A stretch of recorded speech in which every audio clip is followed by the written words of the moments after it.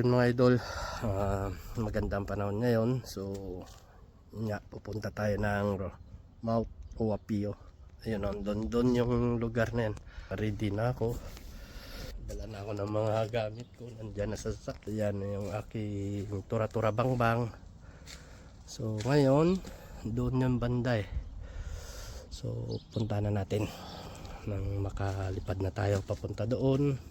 So examine ko lang, titingnan ko lang kung ano mga gamit mayroon ako rito.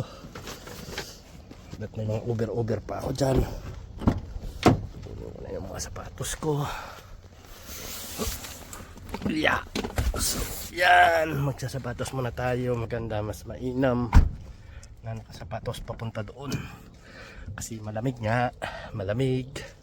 So tingnan natin mamaya. So yun mga idol, punta natin yan yung lugar na yan, yung lugar na yan na may snow, diba? Grabe yung snow na yan. Punta natin yan, punta natin.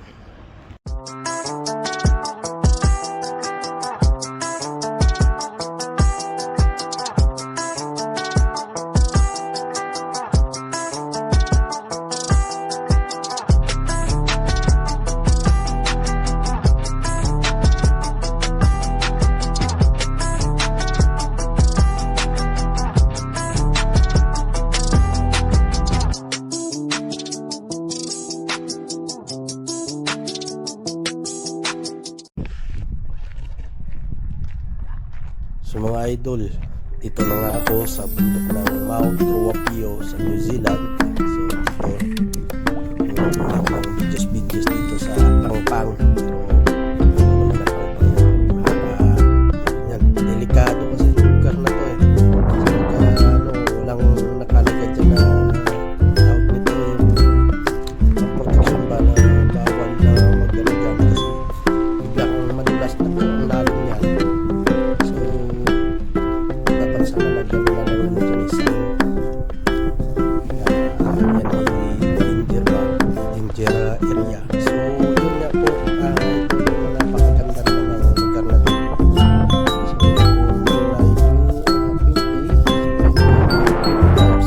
So magandang araw kasi sama tayo maulan. So dito na nga po ako naglalakad po ako dito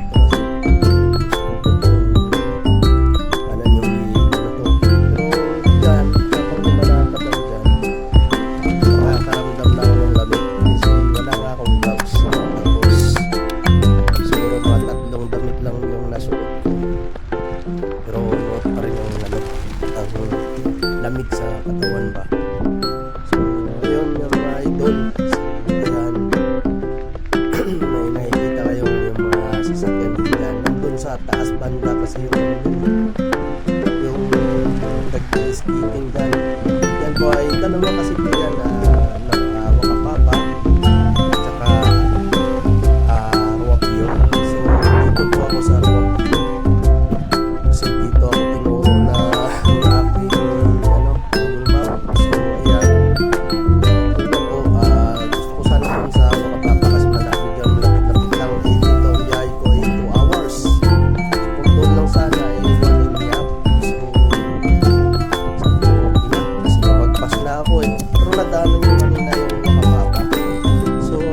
idol. Kung sino man ang gustong pumunta, siguro ito tapos na rin ng August kasi yan na po, tapos na ng winter ng August.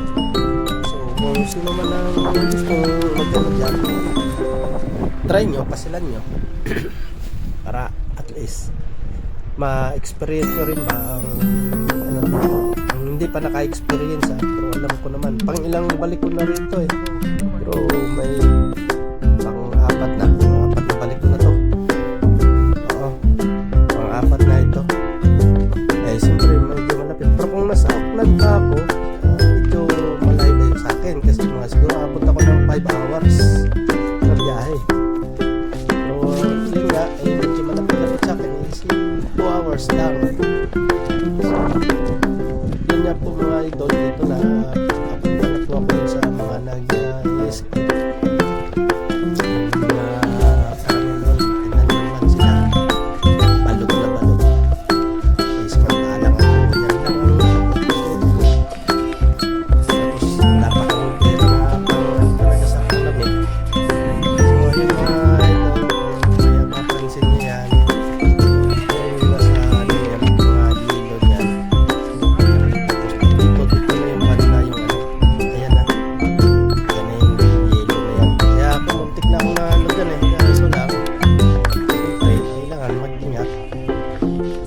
ingat talaga. Pero na pag may mga kababayan natin na may mga anak, may mga ano, huwag masyadong ano, kailangan nila ninyo talaga sila lalayan kasi yan, madulas yan eh. Pag madulas yan, lalo na pag ano, yung sapatos mo ay parang walang spike na ano.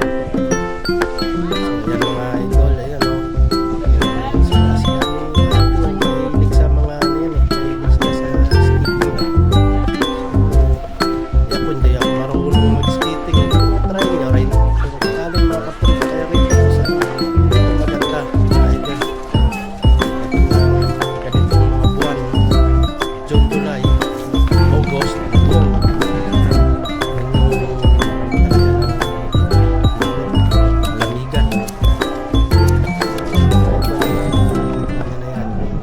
Baba na yan, may edad na yan at saka yung mga bata. So ito yung pinakaano ng Mount Huaquillo. So papansin niya yun sa baba. Kailangan mo lang dito naka-ano ka, registered o pwede kang mag-arkila doon sa loob. Bibigyan ka naman.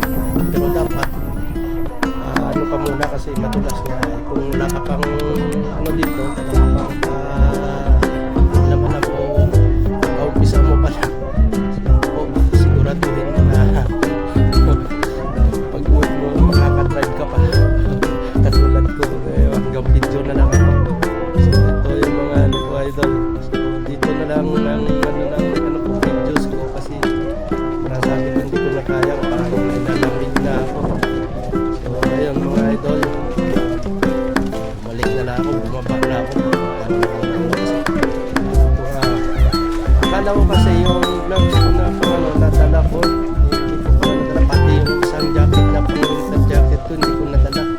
So yun na sana medyo sabi ko relax muna ako dito sa Pinaksos. Pero mga kalahating oras lang, baba na ulit ako.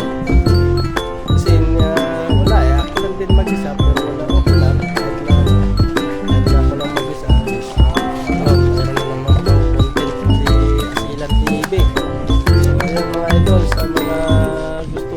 Try nyo rin dito. Natapos na po sa August. So dito bababa na ako. Ito yung pinakaano nila kasi entrance nila sa ano. So wala na masyadong tao kasi nagawa na medyo so ayan niya po. Kailangan ko na pong magano, kailangan ko na pong bumaba kasi sobrang nalamigan na ako. Sobrang labot na. So doon na lang ako maghihintay sa baba. So yun na nga po, kailangan ko naman ng sa baba kasi hindi ko na masyado dito na kaya. So dito nakikita niyan yung mga block na yan, parang yan yung nagpapalamig palalo sa dito. So yan mga idol, try nyo lang ulit baka sakaling makadayo kayo rito, at least may kaalaman kayo, dagdag kaalaman ba.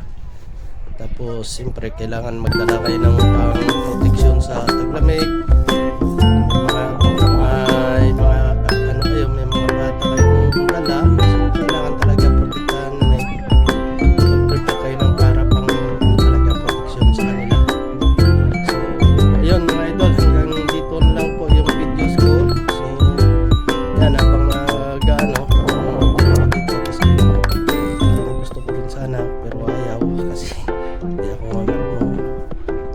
Mamaya mabalik-balik ako dyan. So ayun mga idol, hanggang dito na lang po yung videos ko at maraming salamat. Sana mayroon kayong natutunan din sa sinasabi ko doon na proteksyon para kung sakaling pumunta man kayo, first timer man o ano, at least kailangan natin